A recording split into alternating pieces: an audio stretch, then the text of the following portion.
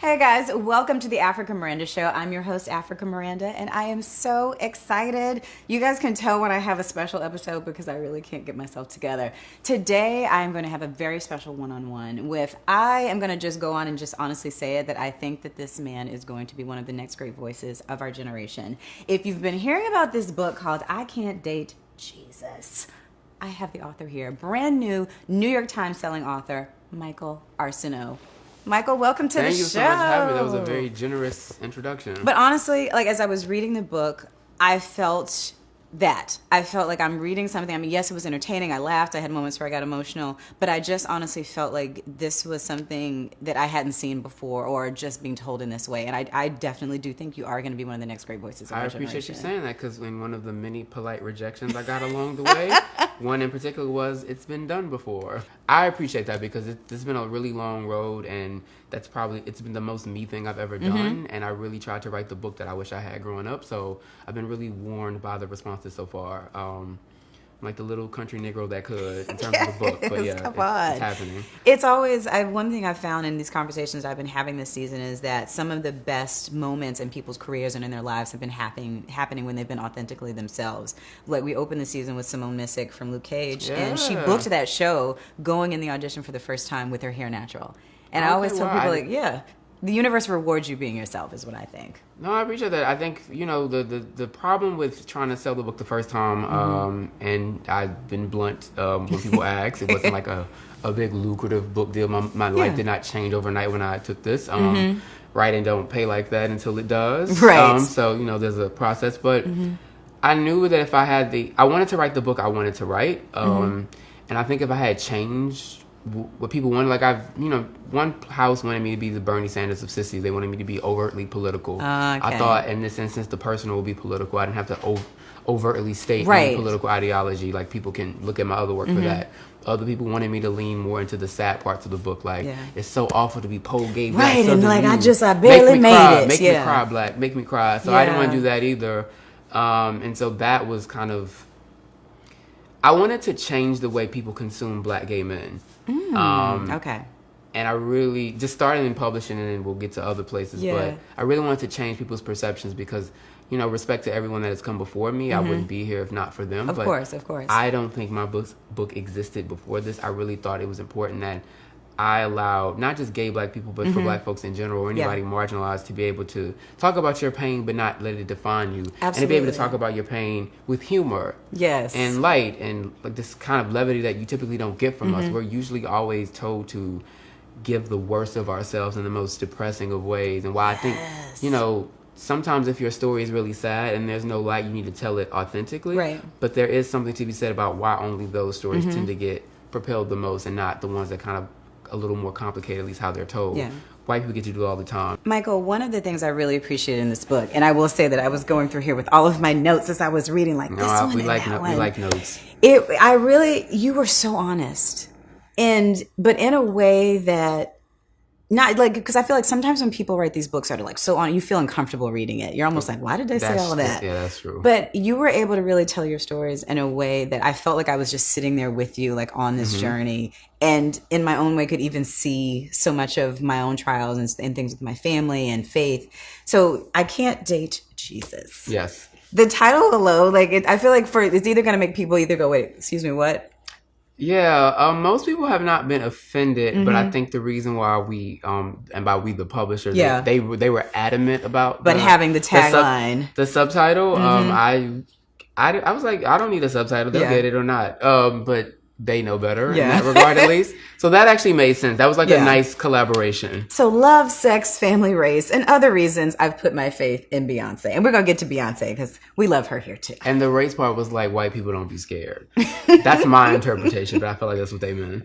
Now, not the relationship part, but the religion part. Yes. You call yourself, when I said, I was like, a recovering Catholic. That spoke to me because I have my own non-traditional, religious upbringing. My family, the majority of my family are Jehovah's Witnesses. Oh. Yes. You went through it, girl. Well, and it's interesting because I never officially, got baptized and like joined the religion. Okay. So in many ways of my family, while we're very close, I, in some ways, am a black sheep because I never was a part of it. You would be if you were not baptized with them. Exactly. I'm familiar with So you're Jehovah's familiar, Witnesses, with you. And my family is very supportive and I know that they love me, but there is this way that I look at my life sometimes and it's hard to feel very happy about like success or things that happen because I do feel like sometimes my family or even my mother might look at my life and say, well, that's great, but if only I was this too.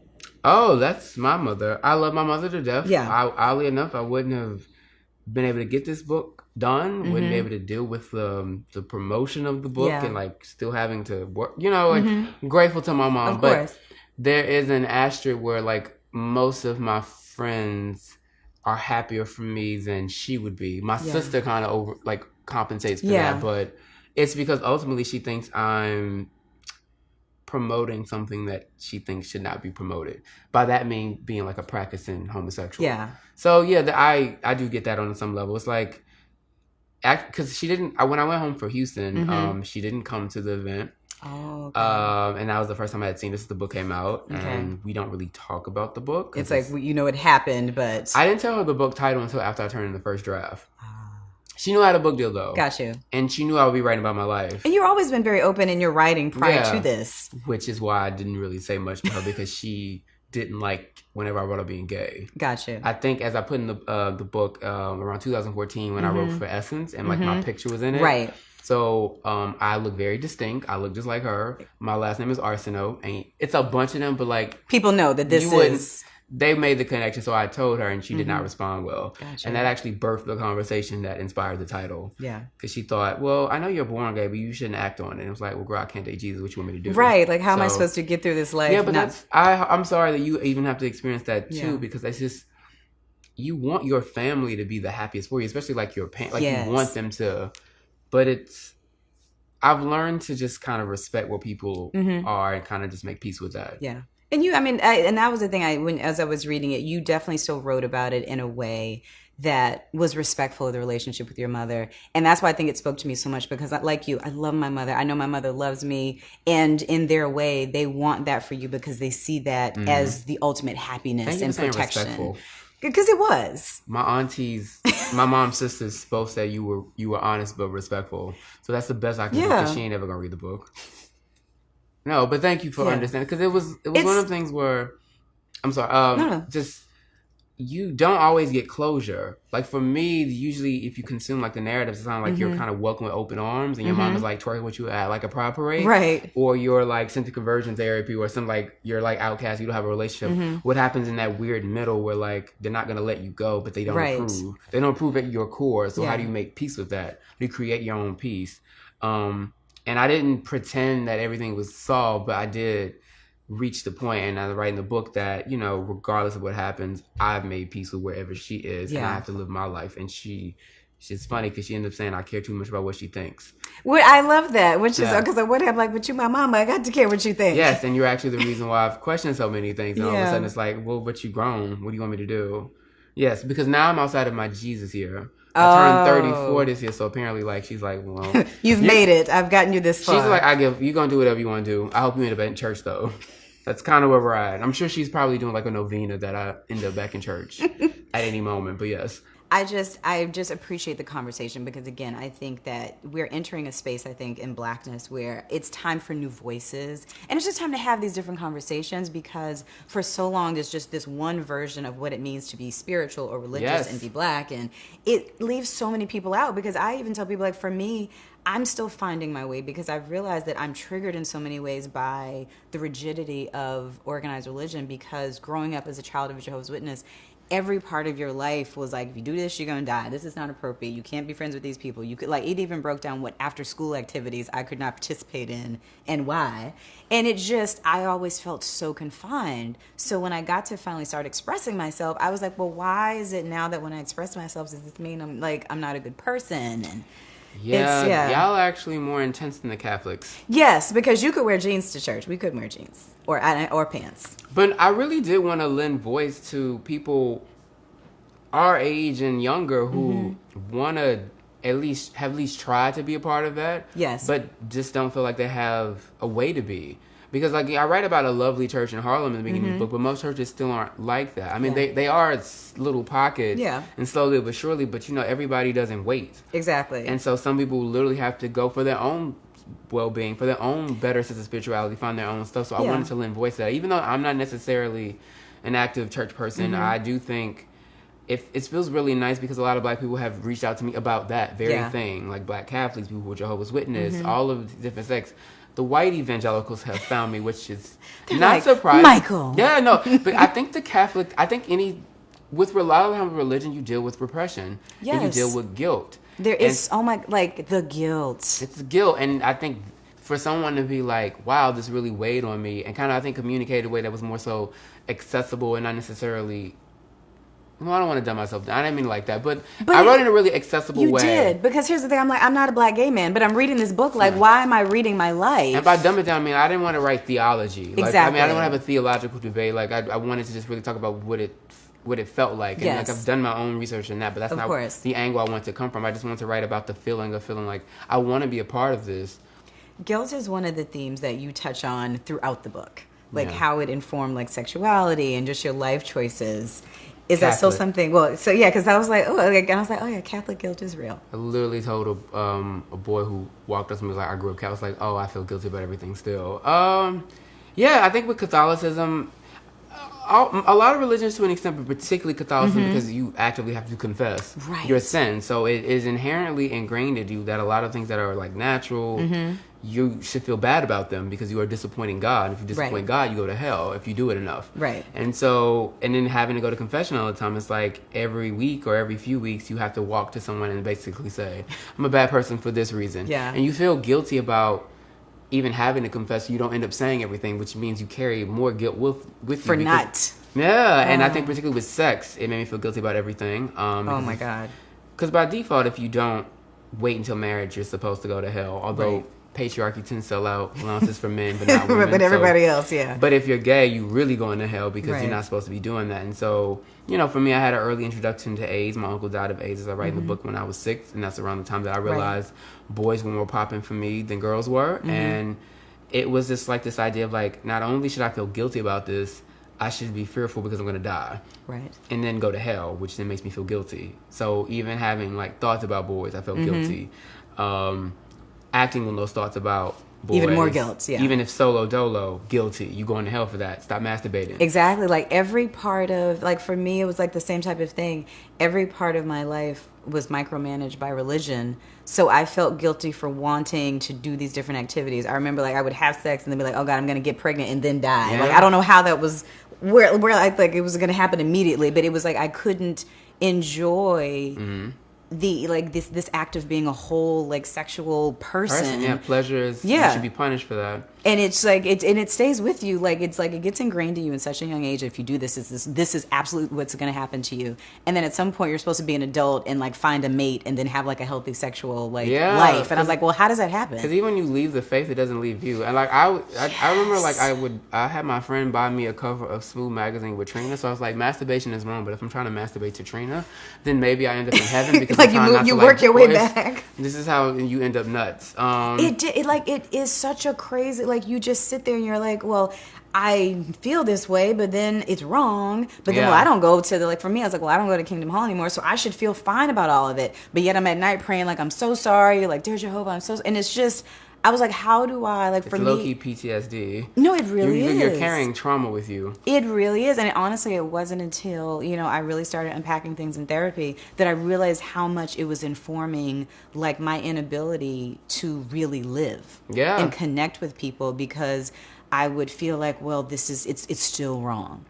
A lot of the bigger theme of the book ultimately is not just knowing who you are, but actually enjoying it. And for me, it's in the context of actually experiencing pleasure, because I think I knew I was gay, but I was taught you're gay, but that's it's the irregular, your equivalent of an irregular gene. So they're an outlet mall, you're deficient.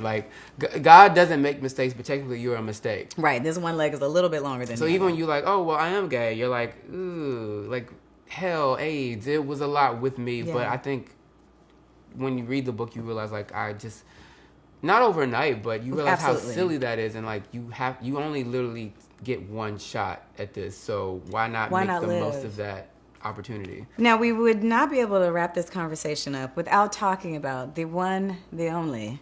I'm like, King Beyonce. My Lord and Gyrator. Oh my gosh! So I've been doing my due diligence, so I know again why she's so important to you. But I would love for you to share with the Africa Miranda Show audience why Beyonce was so important to warrant mention on the cover of your book. So many things, but like for me, it's two main points. Like the biggest pop star in the world is a country black girl from Houston, Yes. Texas, and I know a lot of people talk about how she's so pro-black now. I think that's because she maybe makes things that's more obvious what constitutes pro-black to people, particularly along like the Northeast or whatever. But to me and pro-black is like embracing every facet of blackness. Yes. Southern black people usually get a bad rap. People are like ashamed of us. They kind of think our customs or whatever. But I think for me, it's like even when she's been a pop star this whole time, but she's brought so much of that culture into the mainstream and doesn't really get credit for it. And I mean by that, like she dances like a majorette. That's why she's always on beat. The B-Day album having like queer people, like incorporating so much New Orleans bounce, like there's so much of that in there. So, and as I write in the book that, there were parts of myself that would be considered feminine that I was uncomfortable with because of what I thought it meant to be. In so society. I wrestled with those things. And like when I finally, part of my freeing process was to like basically going off and being my actual self, complete self. Yes. The B-Day album was like the soundtrack for that. So I just, but as like, particularly as a person from Houston, and to watch someone who, R&B has been on decline the last 15 years. Like people were picking up glow sticks. She did not abandon. She forgoed the radio and pop radio just to do the music. True. She brings the masses to her. She doesn't rush the masses. Absolutely. And I think one thing for me, even trying to sell this book, was that literally so many people's perception is that I talk the way that I talk. If I communicate I communicate with people, and I'm proving people wrong. I've been fortunate enough to be, from talking to Terry Gross to Charlamagne Angeli and there DJ you go. Angel on The You're like Breakfast hitting Club. all the genres, and I love it. And people think that's not expected of me because of of who I am and these identities. But like, why? If Beyonce can do it, I can do it. And I'm not like the exact same thing, but I think there is something to be said of standing in who you are, whoever that is, and not catering to like white people. Because I think the beauty of us when we get in these positions is that why be like them? The whole point of us being there is to be ourselves and to bring that difference. I really do take cues from her from that, because she could have went another way to kind of sustain a certain thing, but she instead just kind of gritted her teeth. I'm like, y'all will catch up. Y'all gonna come over this way because I'm gonna be here. And here they are. And I think the same thing with my book is like, I wanted to do this. It took longer than I wanted to. I didn't get exactly what I wanted up front, but I wrote the book I wanted to write, and it's already has taken me so many different places in only a few months, and I can only imagine what happens in like the next year and the years to come. Really proud of that, and praise Beyonce for being a light and reminding me that I could be myself and bring everybody to Houston. Come on, thank you, I try Beyonce. to make the city proud like she does. No, and please, the city is very proud. Now, before we go, there's a little something we do on the show called This or That. Kind of find out what you like. So the first This or That is girlfriends or living single. Living single. Oh, that was quick. Yeah. Because it's funny because when you say Regine Hunter, I was like, he's probably going to say that. Yeah, living single. Now, for your Louisiana, Houston, etouffee or boudin? Oh.